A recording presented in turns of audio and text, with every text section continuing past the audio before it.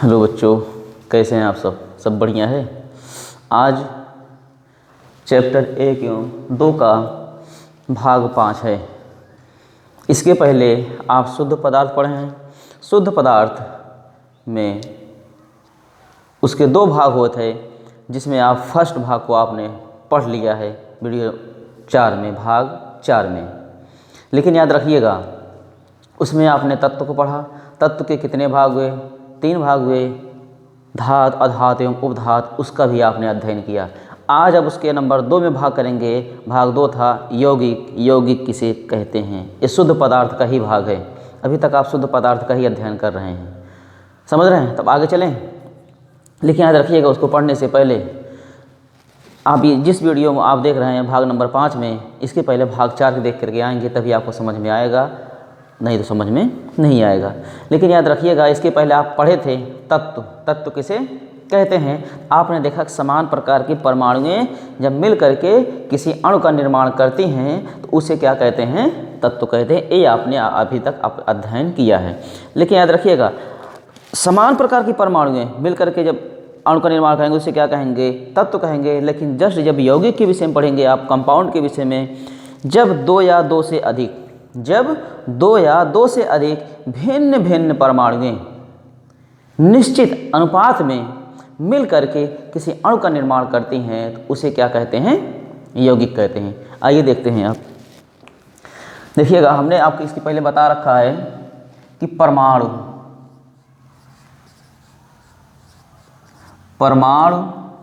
धन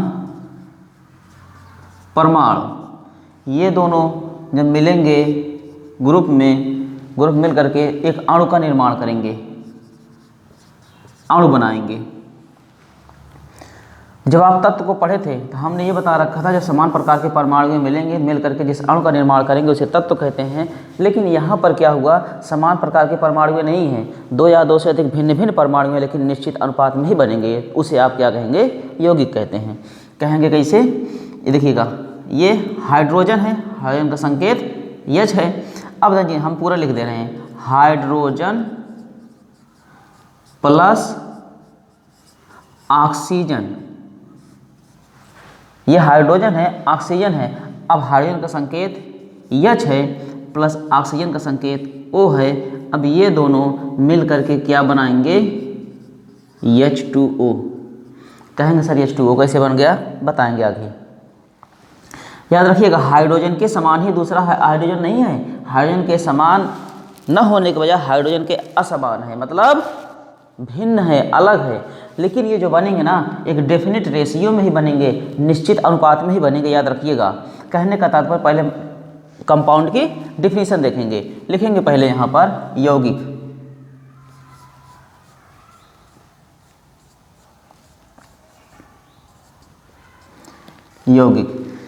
यौगिक किसका भाग है? शुद्ध पदार्थ का भाग है। याद रखिएगा, 2 या 2 से अधिक, 1 हैं या 2 हैं, 2 या 2 से अधिक भिन्न भिन्न, समान नहीं, भिन्न भिन्न परमाणुएं निश्चित अनुपात में मिल करके जब किसी अणु का निर्माण करती हैं, जो अणु बनेगा उस अणु को आप क्या कहते हैं? यौगिक कहते हैं। याद रखिएगा, इसका मतलब हाइड्रोजन का एटॉमिक मास, परमाणु भार 1 होता है, जबकि ऑक्सीजन का एटॉमिक मास एटॉमिक मास 16 होता है। जब ये दोनों मिलेंगे, कहने का तात्पर्य हाइड्रोजन के 2 एटम हैं और जबकि ऑक्सीजन के 1 एटम हैं, ये क्या हो जाएगा? 2:16। जब इसका सिंप्लीफिकेशन करेंगे, सरल अनुपात में लिखेंगे तो ऑलरेडी 1:8 ही आएगा। अर्थात ये जो बनेंगे ना, निश्चित अनुपात में बनेंगे। आप याद रखिएगा, जल, चाहे वर्षा का जल ले लीजिए, चाहे समुद्र का जल ले लीजिए, नदी का जल ले लीजिए, पोखर का जल ले लीजिए, तालाब का जल ले लीजिए, नल का जल ले लीजिए, कहीं से भी जल आप लेंगे, सब का रेशियो ऑलरेडी 1:8 के ही अनुपात में बनेगा। उनका जो रेशियो होगा चेंज नहीं होगा। तो मेरे कहने का तात्पर्य होगा, जब 2 या 2 से अधिक भिन्न भिन्न परमाणुएं एक निश्चित अनुपात में मिल करके किसी अणु का निर्माण करती हैं, इस प्रकार जो अणु बनता है उस अणु को आप क्या कहते हैं? कंपाउंड कहते हैं, यौगिक कहते हैं। पहले डेफिनेशन देखेंगे, उसके बाद हम बात कर रहे हैं। देखिए, जब दो या दो से अधिक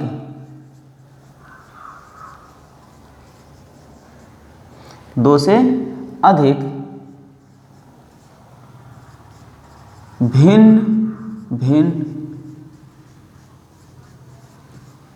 परमाणुएं, ब्रैकेट में लिखिएगा, तत्व भिन्न भिन्न परमाणुएं निश्चित अनुपात में, अनुपात इनका क्या होगा, ऑलरेडी निश्चित होगा, निश्चित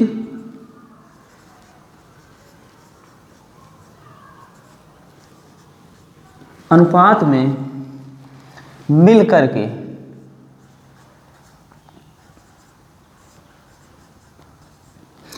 मीन्स संयोग हो करके, जुड़ करके, मिल करके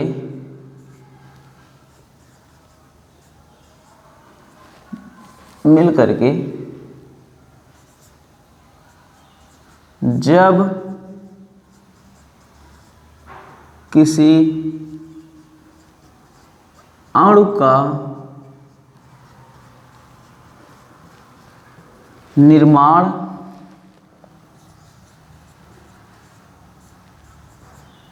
करती हैं तो उसे यौगिक कहते हैं। हमने कहा जब दो या दो से अधिक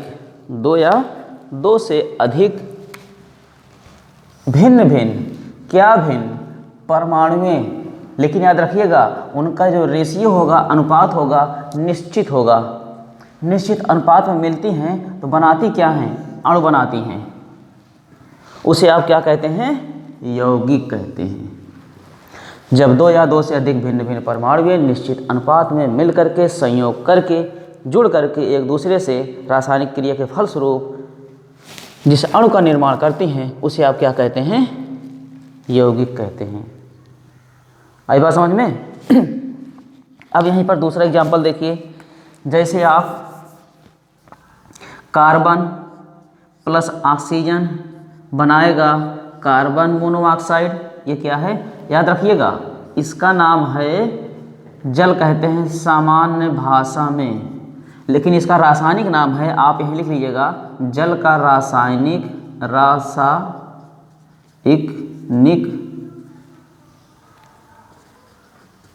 नाम डाई हाइड्रोजन ऑक्साइड। ऑलरेडी कभी भी आप नाम लिखिएगा तो इंग्लिश में लिखिएगा, नहीं हिंदी में लिखिए गलत हो सकता है। Di hydrogen HYDROGEN oxide OXID। तो थोड़ा आप ध्यान दीजिएगा, नाम कैसे इसका क्यों बना, हम आगे आपको डिटेल में बताएंगे, इसके बाद हम आपको अगला चैप्टर पढ़ाएंगे, तो थोड़ा आप संयम रखिएगा। डाई हमने क्यों लगाया, हाइड्रोजन कितना है, एक है, एक के लिए लिखते हैं मोनो, ना भी लिखेंगे तो गलत नहीं होगा, लेकिन दो के लिए लिखते क्या हैं, डाई, तीन के लिए लिखते हैं ट्राई। यदि कोई शब्द एक से अधिक बार आता है, शब्द सेम होंगे, वर्ड सेम होंगे, लेकिन कई बार आएंगे, एक आएगा तो उसके लिए हम क्या लिखते हैं, मोनो, दो आएगा तो उसके लिए क्या लिखते हैं, डाई, तीन आएगा तो उसके लिए क्या लिखते हैं, ट्राई, TRY मत लिखिएगा, ट्राई मीन्स प्रयास हो जाएगा। अब बताइए हाइड्रोजन कितनी बार आया है, दो बार, हमने लिखा डाई, क्या है, हाइड्रोजन, हमने हाइड्रोजन लिखा, ऑक्सीजन है, हमने ऑक्साइड लिखा, क्या है, डाई हाइड्रोजन ऑक्साइड। अब इसका नाम है CO कार्बन मोनोऑक्साइड, इसका नाम है कार्बन मोनो ऑक्साइड या CO2 बनाएंगे, CO2 मीन्स कार्बन डाइऑक्साइड, इसका नाम है कार्बन डाई ऑक्साइड। अब देखिएगा हमने पहले ये हाइड्रोजन पहले था तो हमने डाई पहले लिख दिया, अब देखिए कार्बन ये है तो हमने लिखा कार्बन मोनोऑक्साइड या कार्बन डाई ऑक्साइड। अब डाई किसके लिए लगा, इसके लिए लगा, मतलब ऑक्सीजन के लिए लगा। अब इसी की तरह दूसरा एग्जांपल देख लीजिए, कार्बन है प्लस ये ऑक्सीजन है, साथ ही साथ हाइड्रोजन प्लस कार्बन मिल करके क्या बनाएंगे, CH4 मेथेन। कहने का तात्पर्य हुआ, ढेर सारा एग्जाम्पल है मैं आपको दे रहा हूँ, जब दो या दो से अधिक भिन्न भिन्न परमाणुएं निश्चित अनुपात में मिलकर के किसी अणु का निर्माण करती है, बने अणु को हम क्या कहते हैं, यौगिक कहते हैं। तो आप एग्जाम्पल इसका ढेर सारा देख लेंगे, यहाँ पर एग्जाम्पल हम दे रहे हैं। एग्जाम्पल मीन्स उदाहरण। अब देखिएगा, जैसे NaCl, KOH, NaOH, H2O, CO2, CO, KMnO4, फिर Ca, CO3, Cu, SO4। कहने से आप क्या लिखते चले जा रहे हैं, सब समझ में कुछ भी नहीं आ रहा है। ये क्या है, जितने भी मिलकर आप देखिए, सोडियम है, क्लोरीन मिलकर क्या बनाए, sodium chloride. Potassium oxide, hydrogen oxygen मिलकर क्या बनाए, potassium hydroxide. Sodium oxygen hydrogen मिलकर क्या बनाए, सोडियम हाइड्रोक्साइड। हाइड्रोजन ऑक्सीजन मिलकर के क्या बनाए, जल। कार्बन ऑक्सीजन मिलकर के कार्बन डाइऑक्साइड, कार्बन ऑक्सीजन मिलकर carbon monoxide. Potassium manganese oxygen मिलकर के पोटेशियम मैग्नीज ऑक्साइड बनाए, अर्थात इसे कहते हैं लाल दवा, जो कुओं में डाली जाती है। ये कैल्शियम कार्बोनेट चूना पत्थर है। कॉपर सल्फेट, ये आपने देखा, ये क्या हैं, सभी यौगिक हैं। तो याद रखिएगा एक बात ध्यान से, जितना भी आपने सूत्र देखा, यौगिक का नाम देखा, आपको सब आगे डिटेल में इसके विषय में बताएं। इसका नामकरण कैसे हुआ, आगे आपको हम डिटेल में बताएंगे। तो इतना आपका हो गया, चलिए आगे। कोई डाउट? ये अब कहेंगे सर ये आप रेशियो कैसे निकाला, इसका भी जब आगे पढ़ेंगे आपको तो हम आपको डिटेल में बताएंगे। चैप्टर नंबर 4 में हाइड्रोजन का परमाणु द्रव्यमान 1 होता है, जबकि ऑक्सीजन परमाणु द्रव्यमान 16 होता है। जब इनका रेशियो निकालेंगे, सिंप्लीफिकेशन करेंगे, ऑलरेडी 1:1 में ही आएगा, या डायरेक्टली इसका 1:1 ही दे देंगे। आई बात समझ में? ठीक इसी प्रकार सब का रेशियो एक निश्चित रेशियो में ही बनते हैं। चलिए आगे। अब देखिएगा, अगला है यौगिक के प्रकार। हटा रहे हैं, यौगिक के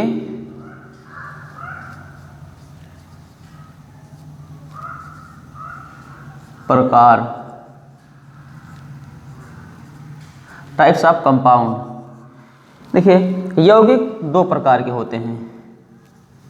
ये मुख्यतः 2 प्रकार के होते हैं।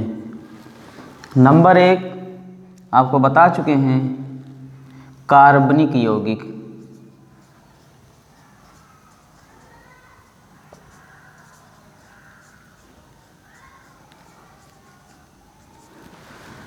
इसको इंग्लिश में कहेंगे ऑर्गेनिक कंपाउंड, ORGANIC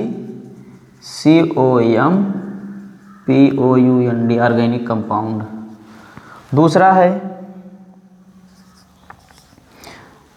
अकार्बनिक,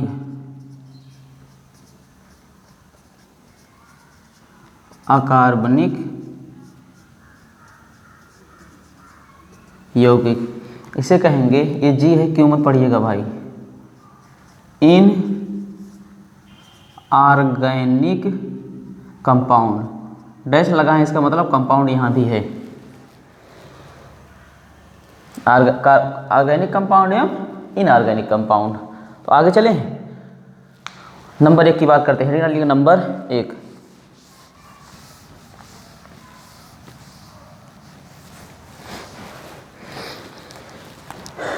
कार्बन से बने यौगिक।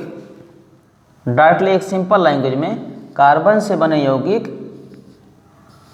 कार्बनिक यौगिक कहलाते हैं। लेकिन ध्यान दीजिएगा, इनका मुख्य स्रोत सजीव होता है। अब कहेंगे सर सजीव क्या है?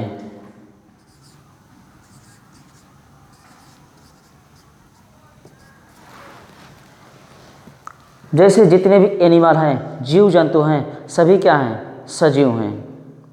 लेकिन याद रखिएगा, साथ ही साथ जितने हरे पेड़ पौधे हैं, इसका मतलब जीव जंतु एवं हरे पेड़ पौधे, हरे पेड़ पौधे ये सब क्या हैं? सजीव हैं। इसके विषय में जब हम आपको बायो पढ़ाएंगे तो वहाँ पर डिटेल में बताएंगे, जस्ट केमिस्ट्री खत्म होने के बाद। किसका मुख्य स्रोत है? मीन्स कार्बनिक यौगिक का। अब कहेंगे कैसे सर जी, समझ में नहीं आ रहा, ये इसके मुख्य स्रोत होंगे। चलिए आगे बताएं।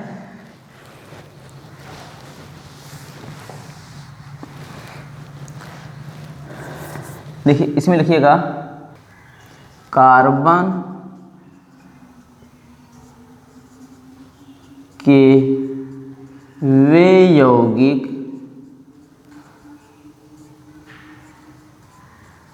जिनका मुख्य स्रोत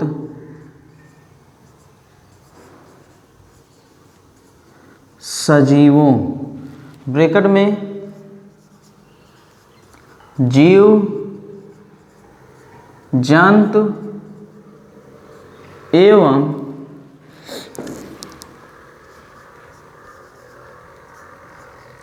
पेड़ पौधे से प्राप्त होता है। क्या कहलाते हैं? कार्बनिक यौगिक कहलाते हैं। कार्बनिक यौगिक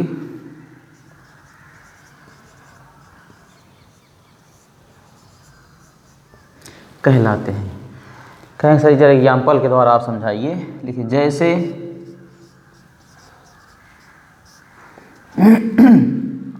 मेथेन CH4, इसका नाम आगे बताएंगे डिटेल में।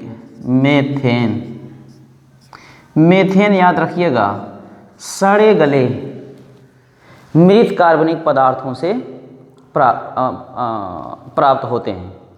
अब कहेंगे मृत कार्बनिक पदार्थ क्या है सर जी? अब याद रखिएगा जैसे जो जीव जंतु हैं, जब इनकी डेथ हो जाती है, पेड़ पौधे आप जो देख रहे हैं, पेड़ पौधे जो मर करके मतलब सूख करके मृत हो जाते हैं, ये क्या होते हैं? कहीं दलदली स्थानों में पड़ जाते हैं। तो पड़ने के पश्चात वहाँ की सड़ने से जो गैस बनती है, तो वहाँ पर जो गैस बनेगी वो मेथेन गैस होगी। किससे बना है? सजीव है ना। सजीव मतलब वो मृत भी हो सकते हैं, मृत कार्बनिक पदार्थ भी, याद रखिएगा। इस मेथेन, आगे एथेन C2H6 एथेन, साथ ही साथ एल्कोहल जो शराब पी जाती है उसी का सूत्र है एल्कोहल C2H5।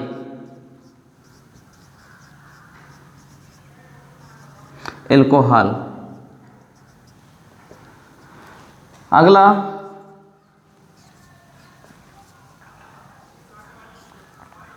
कार्बोहाइड्रेट।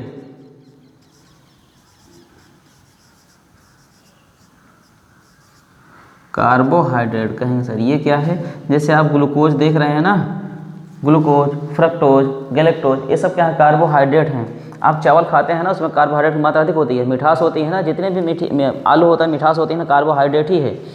जैसे चीनी देख रहे हैं, कार्बोहाइड्रेट का ही भाग है, पार्ट है। जैसे यहाँ लिखेंगे ग्लूकोस,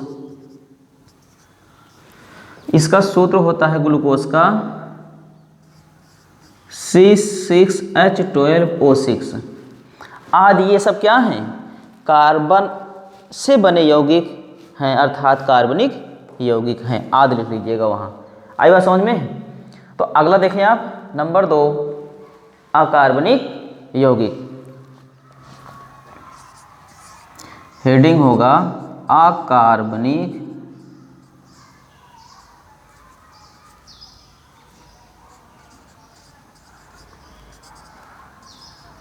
यौगिक।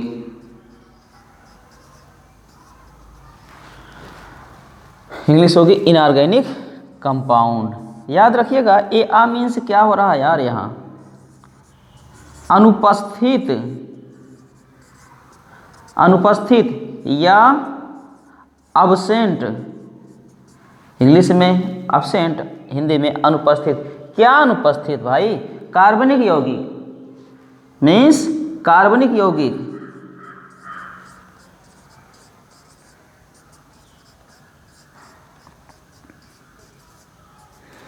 अगर ये कार्बनिक यौगिक अनुपस्थित है, इसका मतलब कार्बनिक यौगिक का स्रोत क्या है? सजीव है। अगर इसमें सजीव अनुपस्थित हैं तो होंगे क्या यार फिर? इसका मतलब भैया इसमें क्या होंगे? इनका स्रोत क्या होगा तब तो? निर्जीव। अरे दो ही तो हैं इस लैंड पर, धरती पर, सजीव निर्जीव। अरे सजीव नहीं तो निर्जीव होगा ही, जिसमें रिस्पायरेशन, श्वसन, पोषण, मेटाबॉलिज्म, जिसमें प्रोटोप्लाज्म अनुपस्थित हो। कहते नहीं विदाउट प्रोटोप्लाज्म जीवन असंभव है। हक्सले ने कहा था without protoplasm life is not possible, जीवन असंभव है, अर्थात जीवन संभव नहीं है बिना जीव द्रव्य के। हक्सले ने कहा था। जब बायोलॉजी पढ़ाएंगे तो वहाँ बात करेंगे। अब याद रखिएगा, कहने का तात्पर्य वे कार्बनिक यौगिक, आपने ये पढ़ा, कहने का तात्पर्य वे यौगिक जिनका मुख्य स्रोत निर्जीव है, अर्थात जो निर्जीवों से प्राप्त होते हैं उसे क्या कहते हैं? अकार्बनिक यौगिक कहते हैं। अब कहेंगे निर्जीव मतलब जैसे मिनरल हैं, सूक्ष्म मिनरल एलिमेंट है, सूक्ष्म खनिज तत्व हैं, और क्या है? राख हैं, चट्टान हैं, मिट्टी मीन्स अर्थ क्रस्ट, पृथ्वी के भूपर्पटी चट्टानों से जितने भी प्राप्त होते हैं ये सब क्या हैं? अकार्बनिक यौगिक हैं। हमें लिखे हटा के आगे, लेकिन याद रखिएगा अनुपस्थित। क्या अनुपस्थित? कार्बनिक यौगिक, अर्थात इसमें कार्बन से बने यौगिकों का अध्ययन नहीं किया जाता है, जबकि अकार्बनिक यौगिकों का अध्ययन किया जाता है। इसमें कार्बन से बने यौगिकों का अध्ययन किया जाता है, जबकि इसमें कार्बन से बने यौगिकों का अध्ययन नहीं किया जाता, अर्थात अकार्बनिक यौगिकों का अध्ययन किया जाता है। अब अकार्बनिक यौगिक है क्या, हम आगे बता रहे हैं। हटाए इसे।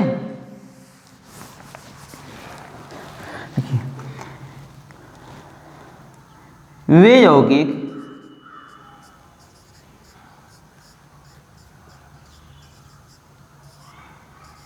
जो चट्टानों,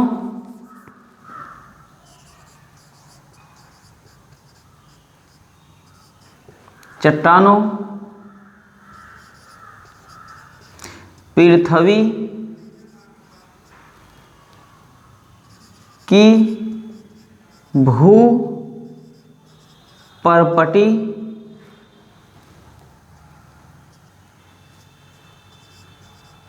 से, पृथ्वी की भूपर्पटी से ब्रैकेट में खनिजों तथा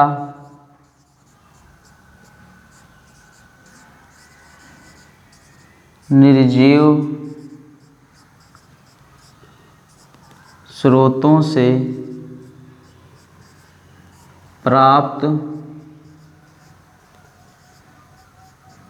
होती है, उसे क्या कहते हैं? कार्बनिक यौगिक कहते हैं। उसे अकार्बनिक मतलब कार्बन से बने यौगिक नहीं होंगे, उसे अकार्बनिक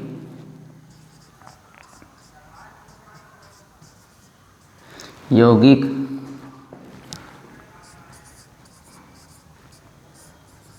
कहते हैं। जैसे एग्जाम्पल देखिएगा, उदाहरण जैसे कैल्शियम कार्बोनेट,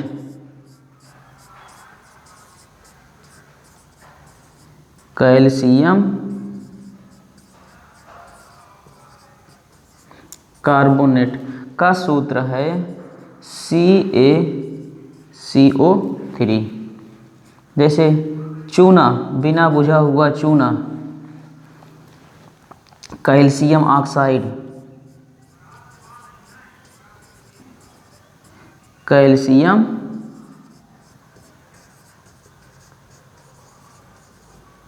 ऑक्साइड। इसका रासायनिक नाम हो गया। फिर NaCl, जिसे आप सोडियम क्लोराइड कहते हैं, खाने वाला नमक, NaCl, उसका नाम यहाँ लिख दे रहे हैं, सोडियम क्लोराइड, खाने वाला नमक। इसका साधारण जो खाना डालते हैं आप खाते हैं। फिर आगे copper sulphate CuSO4, potassium hydroxide KOH, NaOH, sodium hydroxide. ठीक, आई बात समझ में? इटसेट्रा मतलब इसका नाम लिख दें, नहीं तो आप कंफ्यूज हो जाएंगे। इसका नाम है कॉपर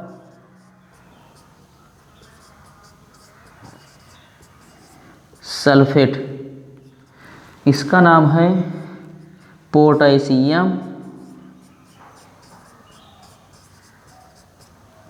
हाइड्रोक्साइड,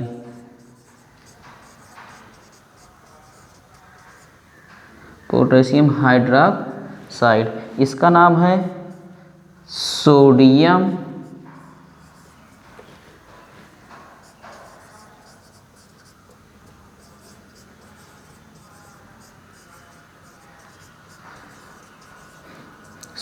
हाइड्रोक्साइड। आई बात समझ में? हो गया इतना? एक बार आप देखिएगा, कार्बन वे यौगिक जिनका मुख्य स्रोत सजीव है, अर्थात जीव जंतुओं से प्राप्त होता है, उसे आप क्या कहते हैं? कार्बनिक यौगिक कहते हैं। कार्बन से बने यौगिक कार्बनिक यौगिक कहलाएंगे। साथ ही साथ methane, ethane, ethyl alcohol, carbohydrate etcetera, ये सब क्या हैं? कार्बनिक यौगिक। जैसे प्रोटीन हो गया, फैट हो गया, ये सब क्या हैं? कार्बनिक यौगिक ही हैं।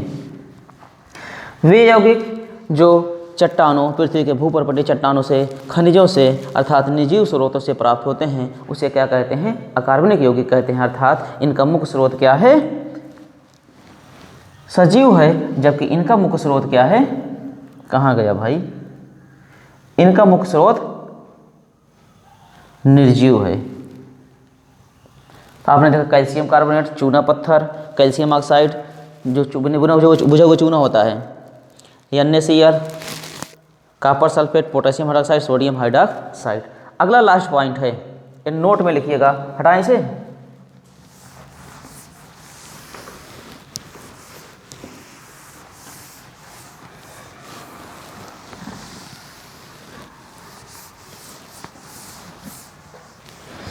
यही नोट डाल लीजिएगा, नोट बड़े अक्षरों में।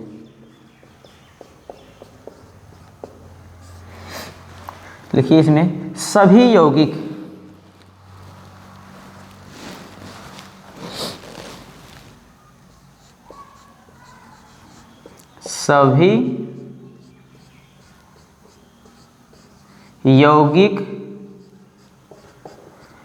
अणु होते हैं,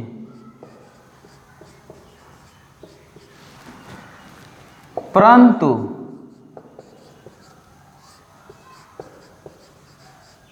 सभी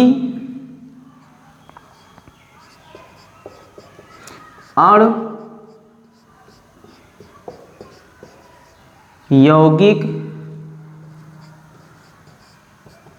नहीं होते हैं। कहेंगे सर इससे क्या तात्पर्य है? सभी यौगिक अणु हैं, लेकिन सभी अणु यौगिक नहीं हैं।